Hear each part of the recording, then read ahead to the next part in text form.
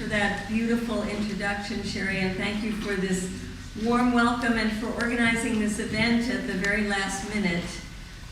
As Sherry said, I was going to Monterey and thought how wonderful it would be to stop in Santa Cruz, and how wonderful that you have this facility here, which is quite amazing. I mean, this is what churches should be for, right?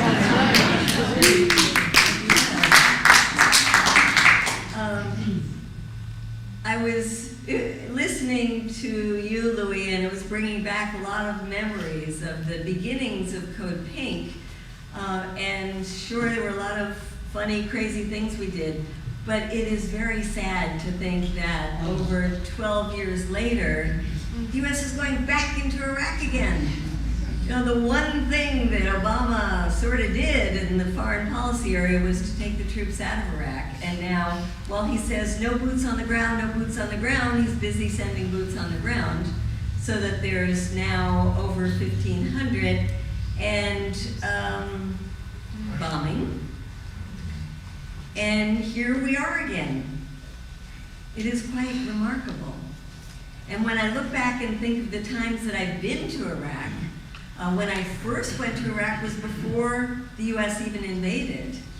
And at that time met a lot of families who were not happy with Saddam Hussein, but said, please let us make our own revolution.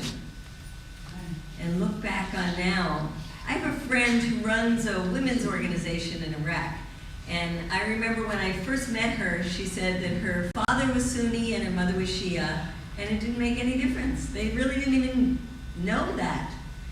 And when I saw her recently, I said, what would you say is the major lasting impact of the US invasion? And she said, it taught us to hate each other.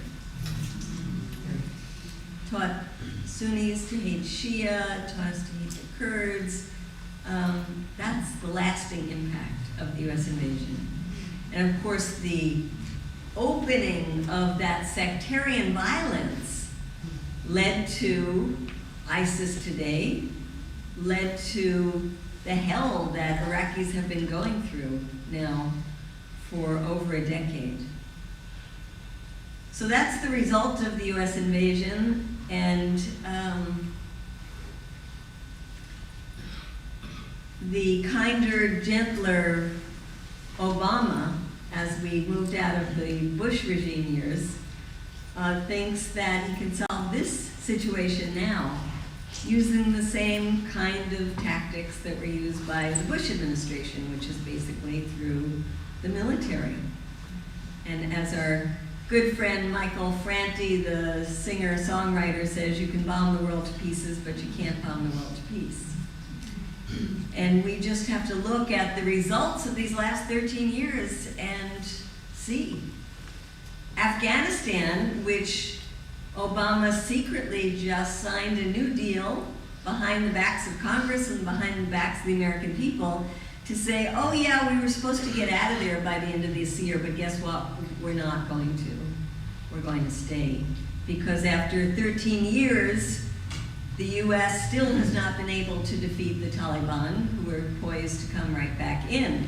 And if we stay 1 year, poised to come back in, stay 2 years, probably poised to come back in. And why? Because we have not built up a government there that the people really support. And so after 13 years of being occupied by the powerful, rich United States, what is Afghanistan left with? A completely corrupt government. In fact, so corrupt that if you heard of the group called Transparency International, they rate countries year after year by the level of corruption. And Afghanistan ties for last place. I think 192 countries ties last place with North Korea and Somalia as the most corrupt country in the world.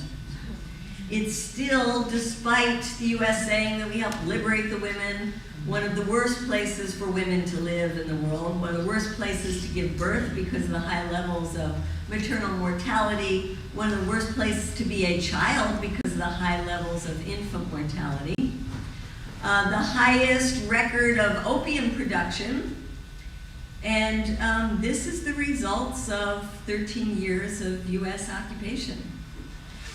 And then if you look at Libya, you remember we were, through a humanitarian intervention, convinced the US and the NATO countries to go in and liberate the people of Libya from the dictatorship of Muammar Gaddafi. Remember that one? Well, people barely look at what happened after the results of that. Yes, got rid of Muammar Gaddafi, but people are longing for the days of that dictatorship, just like they're longing for the days of the dictatorship of Saddam Hussein in Iraq, because Libya is left absolutely devastated with no functioning government at all that's being run by militias or fiefdoms of groups that are just fighting each other and spreading the weapons from the Gaddafi regime, as well as now extremist ideology, all over the Middle East and Northern Africa. That's the result of that humanitarian intervention. And then, Sherry, you mentioned that we had gone to Pakistan to look at the results of the US drone attacks there, but I also went more recently to Yemen.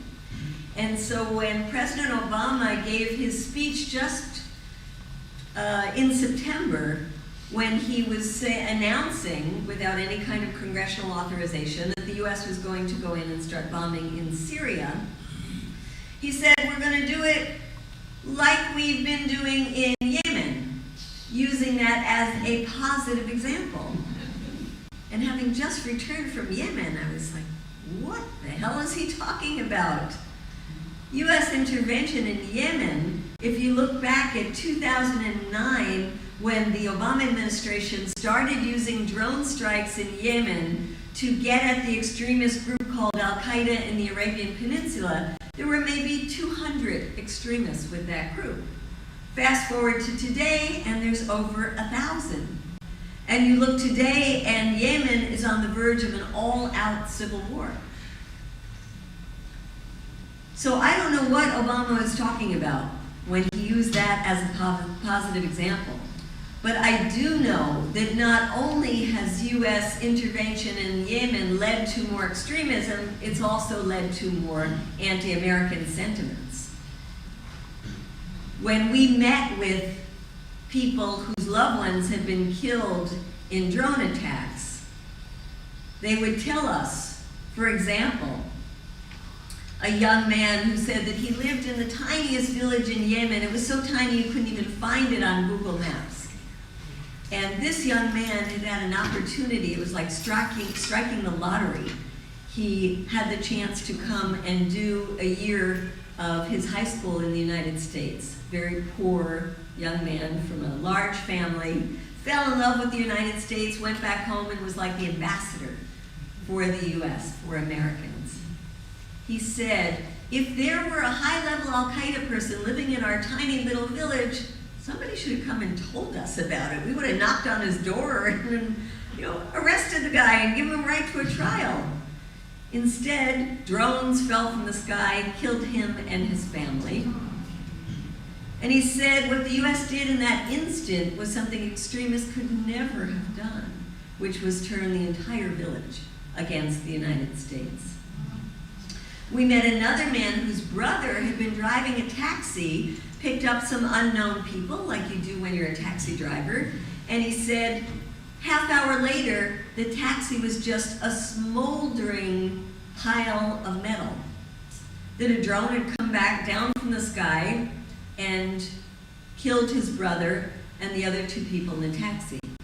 Well, this man was from a very large tribe. He was very angry. His brother had left a young widow and 3 young children who would never know their father again. And so this man went to the capital in Sana'a and tried to get into the US Embassy to say, what the hell did you do? You killed my brother, who has no affiliation to any extremist organizations. They would not allow him even in the building. And this angered his entire tribe. And he says, in our tribal culture, if you commit a terrible crime or a terrible mistake, because he didn't know whether it was a crime or a mistake, you have to apologize, you have to acknowledge what you did, and you have to compensate the family. He said, we haven't been able to even get the United States to acknowledge that they killed my brother. And he said, could it be that our tribal culture is more evolved when it comes to justice than the United States of America? And we stay in touch with a lot of these people from Yemen, and they were very upset when they saw ISIS, and they saw ISIS chopping the heads off of these Americans. But they said, do you think it's any more barbaric to kill somebody with a knife than it is to have a Hellfire missile coming down from the sky and incinerating our loved ones, so that the only thing left of them is not even a body that you can bury, but pieces of flesh that are hanging in trees? Is that less barbaric? And so this great example of a success in Yemen is really only something that shows that the use of our drones, without giving people a chance to surrender, to be tried, convicted of anything, is creating more extremism, more anti-American sentiment, and a terrible example around the world. There was a recent report that was done by a British group called Reprieve, and it's interesting that a lot of the best work about US drones has been done by groups and journalists outside the United States. In fact, when I wrote my book, most of the information that I got was collected from reports that I either did on the ground or I got from groups not US groups. And this Reprieve report that just came out last week said, the US says that the drone strikes are so precise and this technology is so phenomenal that you can sit in an air-conditioned room in an ergonomic chair here in the United States and press a button and kill somebody thousands of miles away, and it's so precise that if we wanted to target you, and I look at you because you have a beard, and they tend to target people who have beards, you know, we'll just get you and not the rest of the people. Well, this report that came out by Reprieve looked at the kill list that had 41 people on it and said in the attempt to kill 41 people, they killed over 1,000 people. In fact, the average was killing 28 unknown people for each supposedly high-level Al-Qaeda person. And they say supposedly because how do we know? We don't know who most of these people are. So this is the precision of the US drones. So when we see the military approach to extremism, and we see that it creates more chaos around the world, people around the world are asking, why is the US doing it? If you could see with your own eyes the results and it's not quote, working, why are they doing it? And I was just in Iran about a month ago, and we were having very intense discussions there. And one of the things people kept saying is, we think the United States is doing this on purpose. We think the United States wants to create chaos and misery throughout the region because it wants our countries to be weak and divided and to have easier access to all the resources. There are other people who say, I don't think the United States really wants this level of chaos. Maybe, you know, somewhat chaos, but it's gotten beyond that. And they say, well, maybe it's because there is this incredibly strong military-industrial complex that's just too hard to stop. And it has its tentacles in the White House and, of course, the Pentagon and in the private sector, and the billions of dollars to be made from Pentagon contracts and from all the weapons. And you look at where the weapons come from that are killing so many people in the Middle East, and it's US companies that are arming all sides, right? It's ISIS that is using US weapons that they got from the Iraqi government, and it's the US weapons that the Iraqi government is using against ISIS, and the Syrians are using US weapons, and so maybe it's just the business of war that keeps it going. And other people say, no, it's the hubris of imperialism. It's the hubris of power that thinks that we can go in and engineer these societies and get rid of a dictator here and a dictator here and impose some other government that's going to be friendlier to the United States, friendly to Israel, and that we can engineer all of this. I think it's a combination of all of those. But when we look at what the Obama administration is doing right now, to think that there is a military solution, it is such a complex situation in the Middle East right now. If I started to describe the complexity, I would lose you all very quickly. But suffice it to say that U.S. military intervention is counterproductive in so many ways. In fact, just after 2 months of U.S. bombing in Iraq, Haaretz, which is an Israeli paper, came out with a report saying that the U.S. military intervention had led to a surge in recruitment for ISIS.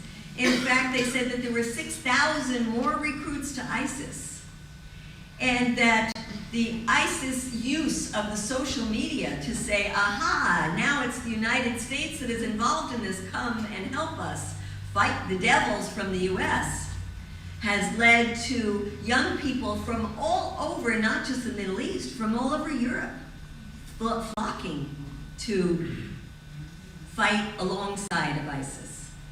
The other thing is the weapons that we continue to put in the region, and now supposedly putting in the hands of the moderate rebels in Syria. Well, who ends up with these weapons? The toughest fighters. And who are the toughest fighters?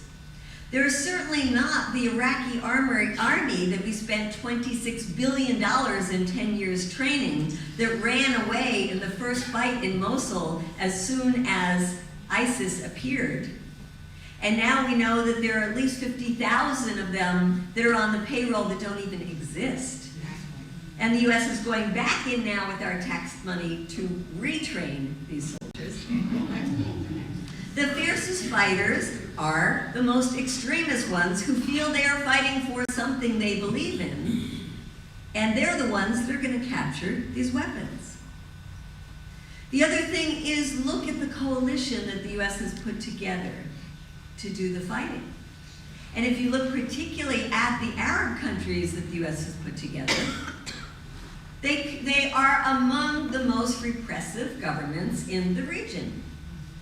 So we have the U.S. strengthening the repressive government in Egypt that came in through a coup, and the U.S. is now incorporating the Egyptian regime into this war on terror.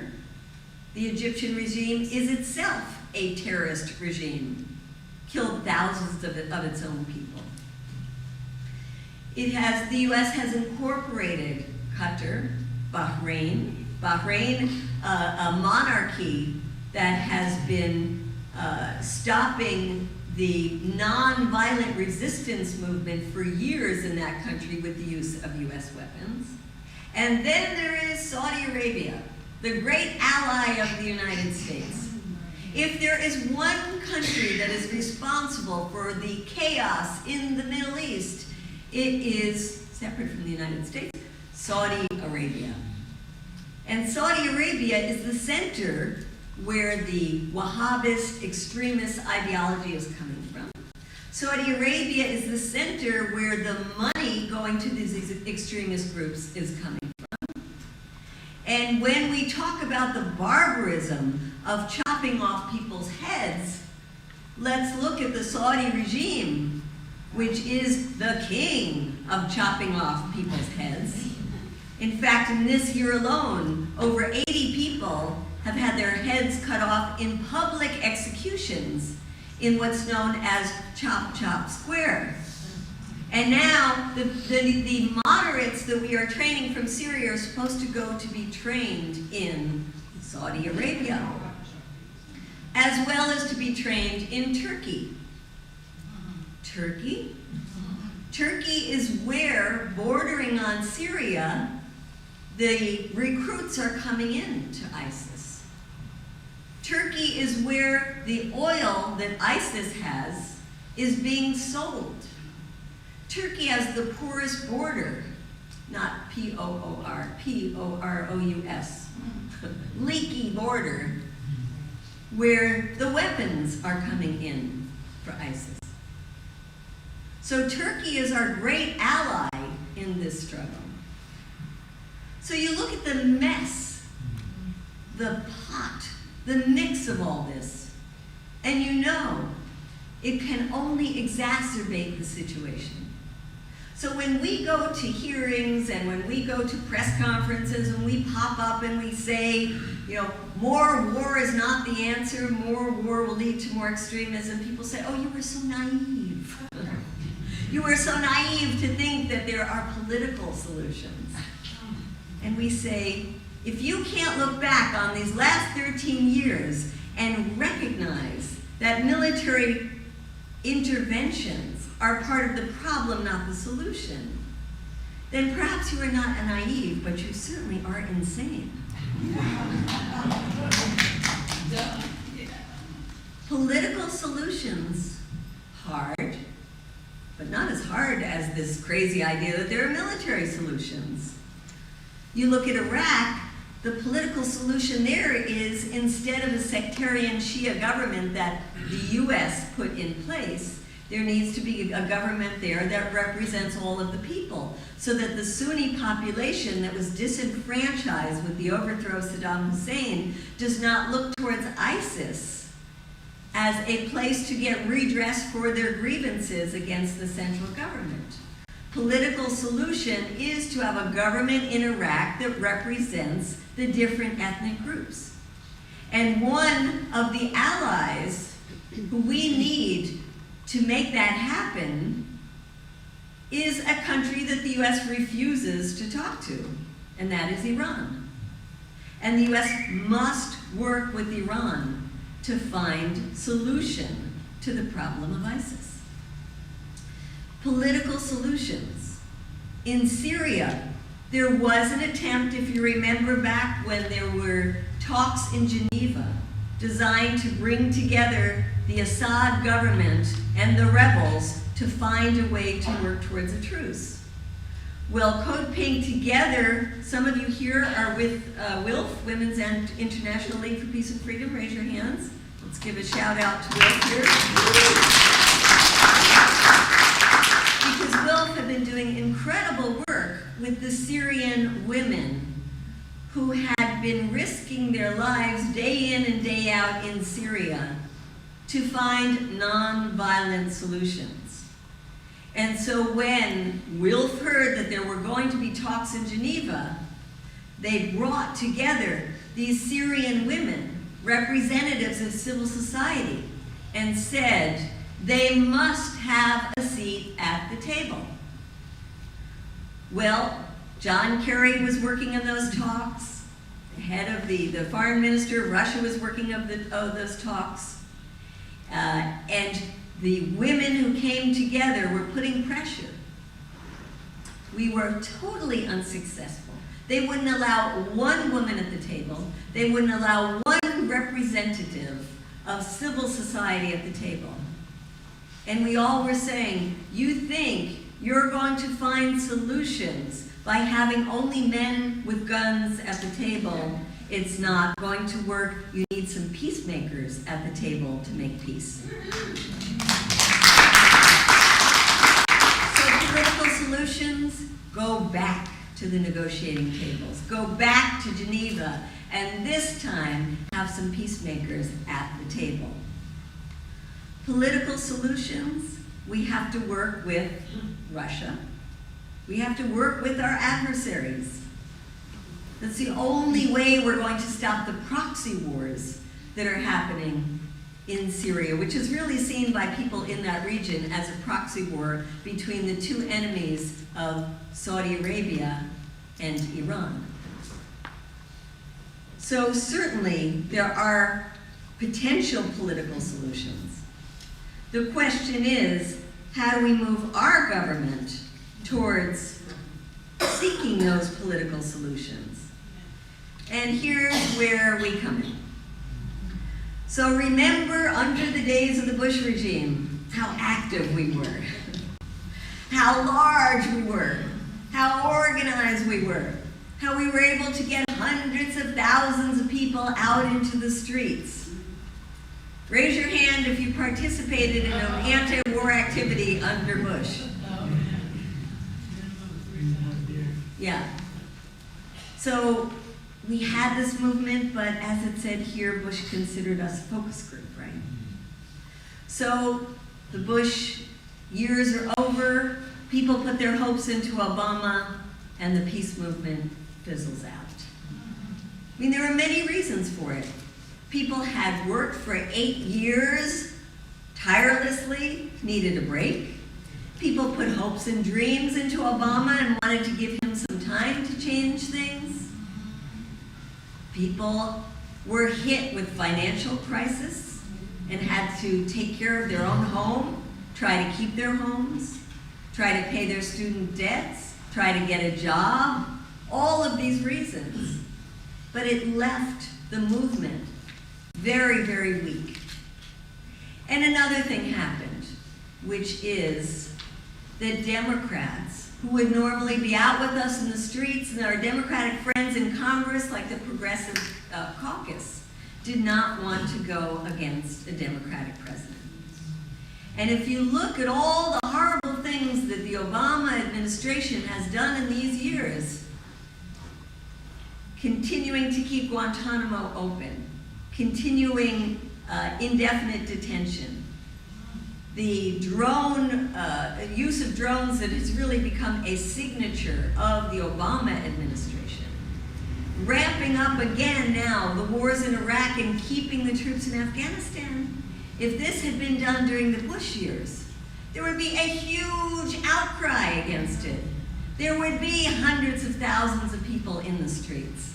But because it's happening under a Democratic president, we can't get that kind of momentum going.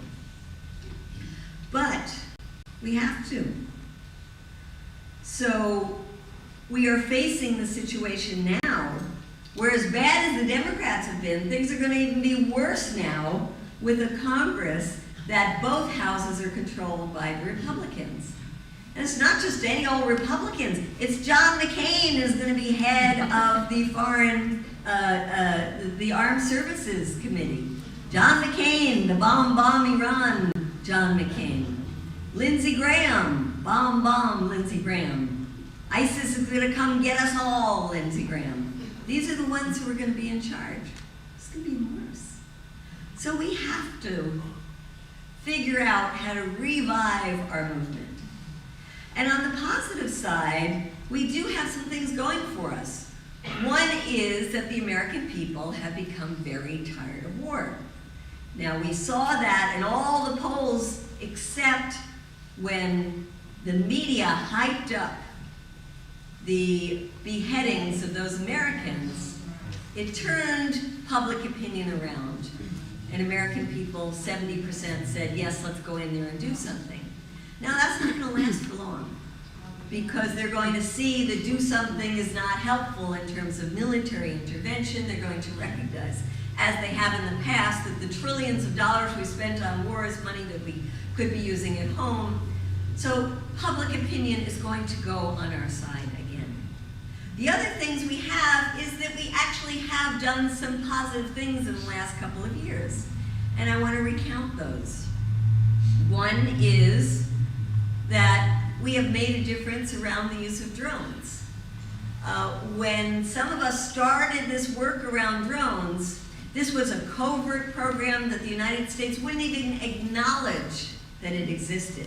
You know, when I came back from a trip to Pakistan, I remember coming back so distraught and feeling like, no, I met all these people who lost their loved ones, and our government is telling us that 0 civilians have been killed in these drone strikes. And what are we going to do about it? And it was funny because it was a weekend that we got home, and it was a lovely day. I live in Washington, D.C. right now, and my partner, Ty Barry, had gone with me to Pakistan, and a group of us. And we were sitting around the kitchen table, and I said, we've got to go find John Brennan, who is the head of counterterrorism, who is the one that says no civilians have been killed. let's go find him and tell him, you know, our stories. And we laughed at each other, and we said, what the hell? Let's look up online and Google his name and, you know, see if we can find where he lives. So we Googled it, and there's a bunch of John Brennans, but we figured, you know, there was a John O. Brennan, and he's a John O. Brennan. It was out in Virginia in the suburbs of DC, and we said, you know, what the hell? It's a nice day, let's go for a little ride. We get in the car, we go for a ride, very pretty scenery out in Virginia, and we find the address. And it's a kind of middle-class neighborhood, very nondescript. It's like a cul-de-sac. The house doesn't even have a fence around it or anything, no garden, no nothing. I said, well, this obviously is not John Brennan's house, like the czar of counterterrorism. You know, he's got to be afraid of Al-Qaeda and everybody else. He's going to have some fortress that he lives in. So I said, what the hell, we're here. I said to Tyke, you wait in the car, I'm just going to knock on the door. Get out, knock on the door, and this man comes to the door. He's got a cardigan sweater on, he's got a pair of jeans, and, you know, I've seen John Brennan in, like, TV, and it sort of looked like him. But I just was sure John Brennan would not be answering his own door. And I said, John? And he said, yes. Like, I think this is John Brennan. And I said, well, I just got back from a trip and I wanted to come tell you about it. And I think he thought I was like a neighbor and I was coming over to just tell him about my vacation. And he said, oh, that's nice. Where did you come back from? And I said, Pakistan. And the color then drained out of his face. So I started talking fast, and I started telling him about the different people that we had met and who, you know, and how their loved ones had been killed, and these widows who will never have their husbands again, and children who are left orphans. And he's just standing there totally aghast and saying, you know, you were manipulated, these things didn't happen. And suddenly his wife appeared. And she said, how dare you come to our house and disrupt us? And I said, do you know that your husband is sending drones and Hellfire missiles to people's homes and actually killing them? And she says, get this woman out of here. What are you doing here? You know, close the door, John. And you shouldn't come to people's homes like this. And I said, yes, well, maybe if he calls off the drones, we wouldn't have to come to his house.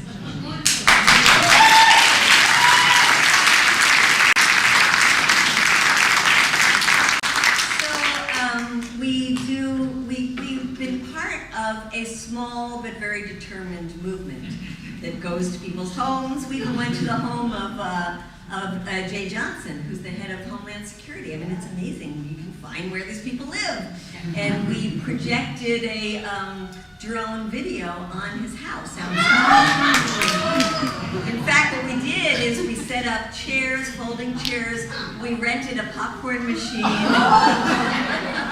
And the neighbors came out and brought bottles of wine and sat there drinking while we projected this movie about all the people that have been killed, because he justified, as a lawyer, the drone strikes.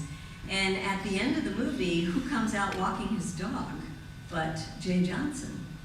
And we had a long talk with him, and he said, well, you know, you shouldn't come to our house. And we said, well, then meet with us in your office. And he actually did. He invited us to Homeland Security, and we met with him there.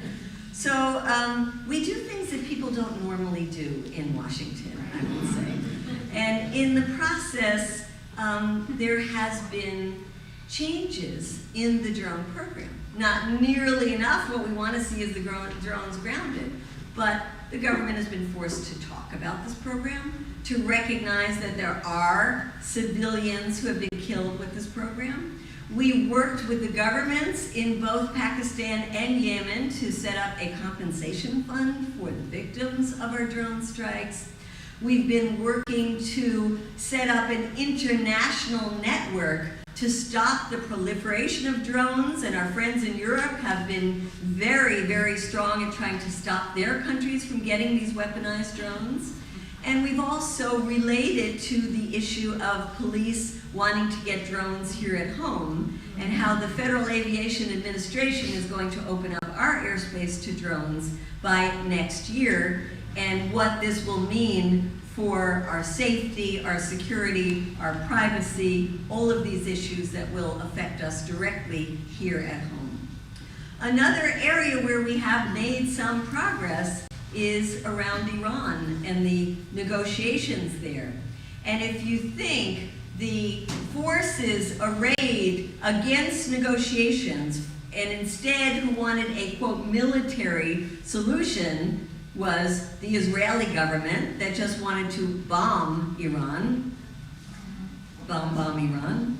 The largest foreign policy lobby group in the United States, which is AIPAC, wanted to bomb, and the hawkish Congress people in the Republican Party, as well as some in the Democratic Party. And some of those in the Democratic Party didn't want to see a military bombing, but they did want to continue to squeeze Iran economically while the Obama administration was in the midst of negotiations, which would have been a deal breaker. And so the movement that we had in the United States to put pressure on those Congress people, on those senators, to support the very rare attempt of this administration to use negotiations instead of military solution, has so far been successful. And that's an important thing to acknowledge. The negotiations did not come to a positive conclusion on November 24th as we had hoped, but there is at least an extension. So there is time to still come to a negotiated solution. And the third example I wanted to give is one when last August, Obama said, remember, he had his red line, and at that time he wanted to go into Syria not to fight ISIS, that we hadn't even heard of, but to overthrow the Assad regime. So that was something quite amazing, because Obama got it into his head that he was going to take us into another war in the Middle East. And we at Code Pink, those of us who live in Washington, D.C., we said, this is just crazy. We're going to set up an encampment outside of Congress, and we're going to push just like our friends in England had done, to say you must go to Congress first and let Congress vote on this. And the administration said, okay, we're going to go to Congress, and we set up a 24-hour-a-day encampment outside of Congress. And we called it the Peaceful Insurrection. And we were there, and you know, it's really interesting because you're not allowed to camp out outside of Congress. You're not allowed to spend 24 hours a day outside of Congress. You're not allowed to set up tents outside of Congress. But we had so much support, even from the police on this, that they let us do all of this. And we had a loudspeaker system all the time that you're not allowed to have in Congress. And the only complaints we got from the police is that when we weren't talking, we were putting music on, and they said they were getting a little tired of the music. Could we have some more variety in music? So they were having a Tea Party convention at that time. And it was a Tea Party convention that was trying to stop Obamacare. So there were hundreds and hundreds of people from around the country who were in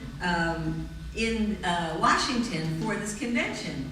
And we said, you know, what the hell? They hate everything that Obama does. So if Obama wants to take us to war in Syria, maybe they'd be against it. So we went over to the convention, and you know, I have this habit of just getting up on stage when there's a microphone. And I got up on the stage and I said, you know, I'm Medea Benjamin with Code Pink, and there's boos, you know, because they hate us. And I said, but you know, we're trying to do, Obama wants to get us into another war in the Middle East, in Syria. Do you want Obama to take us into another war? And they're like, no. And we said, well, we have an encampment outside of Congress. Why don't you come join us And together, we will lobby Congress to stop Obama from dragging us into this war. And they start, flooding out of this convention, going to Congress, and they come and they say, we never thought we would take orders from Code Pink, but we had a big whiteboard out there with the names of every undecided congressperson, and they said, just tell us what rooms you want us to go to, and we will go visit those congresspeople. And so we worked together, not just in Washington, but all over the country. It was an amazing example of what Ralph Nader talks about when he says it's unstoppable when you get the left and right coming together. And that was an example of how we stopped Obama from dragging us into that war with Syria, and we forced the administration to come to a negotiated agreement with the Assad regime to get rid of his chemical weapons. And they did get rid of those chemical weapons. So that's another positive example. So what we have to do now is rebuild our movement, because Obama is saying that this new intervention in Syria and in Iraq and keeping the troops there in Afghanistan is going to be for years to come. And there are others in the Pentagon say years. This might be decades to come. And you look around this room, and obviously we are mostly older people. But one of the reasons for that is because for young people, war is the norm. Yeah. It's the norm. They've grown up with this. They've known nothing but this war. And so they think that this is just the way things work. So what we have to do is not only reach out and show the connections of our movement to things like environmental movement, because let's face it, the largest polluting entity in the world is the US military. One of the reasons that we go to war and others go to war is for resources, not just oil, but gas, water. Those who are working on the issue of money in politics, we have to make alliances to show that it is indeed the military-industrial complex, and all the money that goes into the congressional coffers is one of the reasons we keep at this war. But there's another thing right now that we have to connect to, and that is the militarization here at home. We are in a revolutionary moment right now in the United States. And while we here in this room tend to be older folks, if you were out on the streets tonight in places like Ferguson, New York City, Boston, Los Angeles, Washington, D.C., you would see a movement that we have not seen before. That is a movement that is majority young people. It's a movement that is being led by young people of color.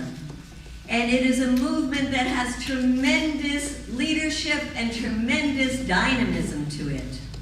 I was in Ferguson, I've been out on the streets of New York, and in Washington, D.C., every time I'm there, like last night, out on the streets.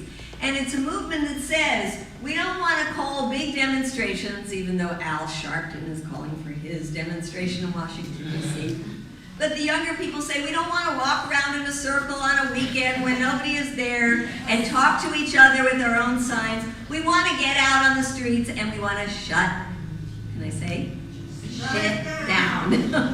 We want to shut it down.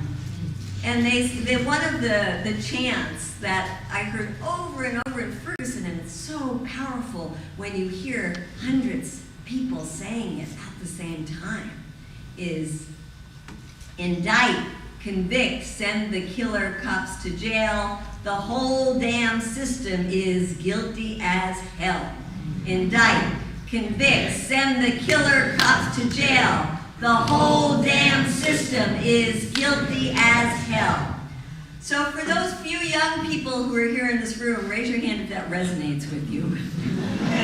The whole damn system is guilty as hell.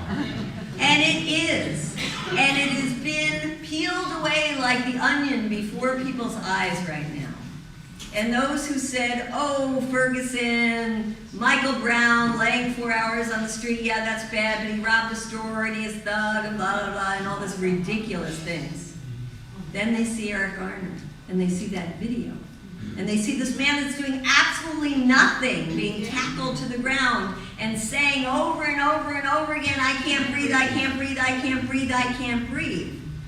And the cops just on him and not caring that they have killed this man. And over and over and over again. And so young people seeing the system doesn't care about their lives. And the system itself is the problem. Because if you have grand juries that don't indict, then it's the problem is the system. If you have killer cops that get away over and over and over again with killing young people and no accountability, total impunity, then is the system that is guilty as hell. And when you have the Department of Defense, the Department of Justice, and Homeland Security taking military equipment or our tax dollars and feeding the military-industrial complex by dumping this equipment into our communities so that our communities now have MRAPs, tanks, have grenade launchers, have assault weapons, have the same equipment that you would see them using in a place like Fallujah, but in our own streets, then the whole damn system is guilty as hell. So we see the potential here. And we as Code Pink, when we were in Ferguson, met some of the mothers and thought, aha, as a women's group, we should work with the mothers. And so starting next week, we have 10 mothers who have all lost their children to police violence, coming from California, Ohio, from Maryland, from Oakland, definitely coming from Oakland. We have women coming from all over the country who are going to be meeting in Washington, D.C. to say the whole damn system is guilty as hell. And that we, as mothers, poured our love into our children. And we are not going to continue to stand by as we watch the same people who are supposed to be there to preserve and protect, instead treating our children as the enemy. So it's going to be really interesting because we have meetings in Congress, we have a briefing in Congress, but they want to meet in the White House, and they want to meet with Eric Holder. And they're saying if they won't meet with us, we're going to be leading the demonstrations outside in the streets. So very interesting things are happening. And it's a moment for us to really bring the issues of the militarization overseas with the militarization here at home. It's a time for us to think very boldly about how we can roll back the militarization community by community, roll it back in our nation, roll it back in our planet. It's time to explore these nonviolent alternatives. It's time for us to stop funding the murder, not only in the police forces here in our own country, but the murder of the Pentagon that's eating up so much of our resources that we desperately need for things that are real threats to us, like the increasing poverty here in the United States and around the world, things like Ebola, things like the climate crisis that threaten the future of the planet. That's where we need to see our money going, not into the bloated Pentagon.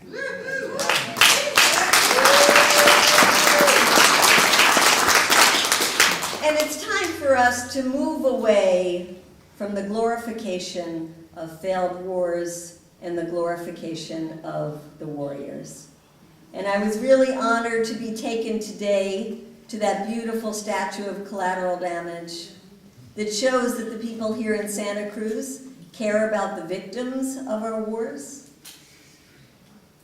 And I think it's also time to start elevating the voices of the peacemakers. You know, when I got on the plane to come here, it's amazing, just in the room waiting to get on the plane, the people from U.S. Airways say, if anybody here is in the military, please come forward. We want to thank you for your service and give you priority boarding. And I got up and I said, are there any school teachers in the room? We want to thank you for your service.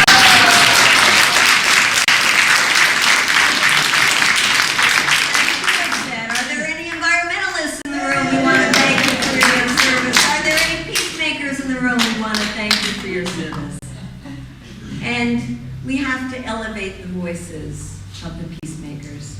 And so I want to end by reaching back into our history of the pacifists that go back to World War I.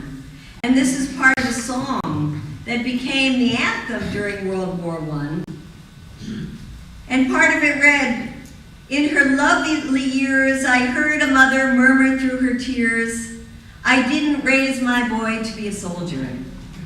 I brought him up to be my pride and joy.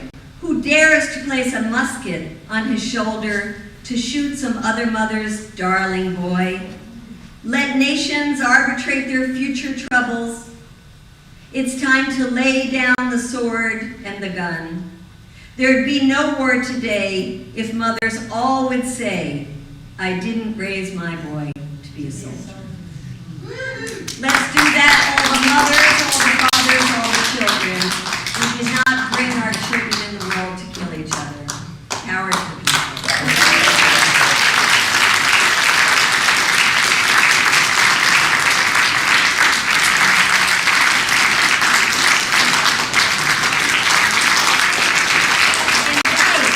Convict, send the killer cop to jail. The whole damn system is guilty as hell. Indict, convict, send the killer cops to jail. The whole damn system is guilty as